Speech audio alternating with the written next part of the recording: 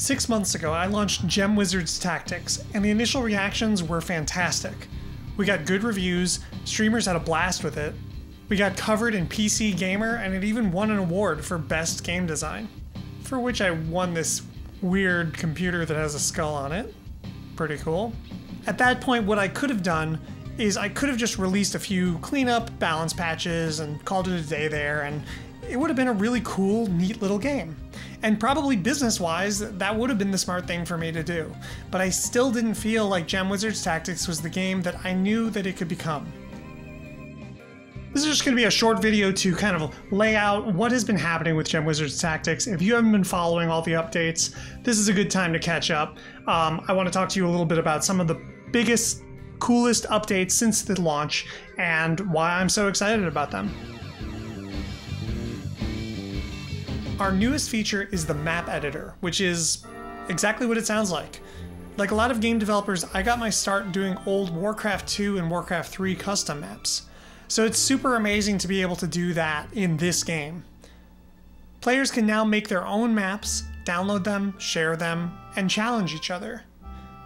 While one of the selling points of Gem Wizard's Tactics has definitely been the randomly generated maps, I think there's a lot of opportunities that we get with the map editor.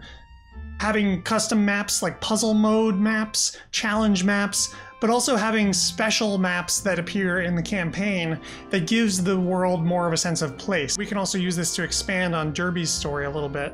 The map editor is fully functional in 1.42, and we plan on adding to it, making it even better going forward.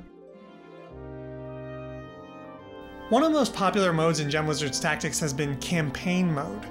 It's like an XCOM style series of battles where you're hiring new troops, units are getting injured, you're finding new magical items, and ultimately reaching a final epic battle. Post-launch, we added the Caravan, which added a ton of variety to campaigns. At launch, you could only get units by rescuing them in a battle, and you can still do that now. But with the Caravan, you now have 2 new ways to get new units.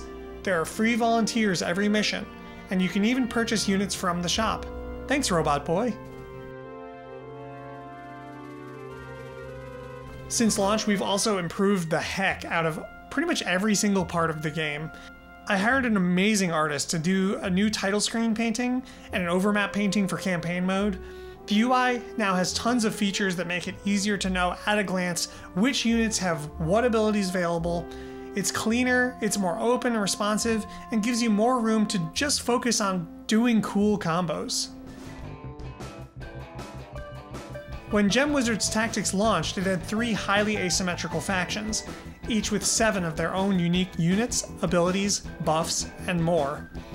This spring I launched the Never-Ending Party, a faction of hard-partying radical skeletons. They are skeletons, so of course a big component of playing with them is creating a huge doom mob, but they also have a bunch of unique abilities that nobody else has, such as the Amplifier's ability to extend the range of spells. This is a game that really shines with more content and variety, especially in campaign mode.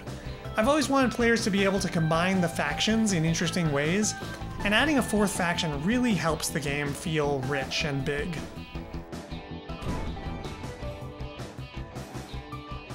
One of the most exciting things that's happening for this game in the future is that it's coming to other platforms. It's coming to Switch, Xbox for sure, possibly other platforms, certainly mobile. I'm very excited to get it on Android and iOS.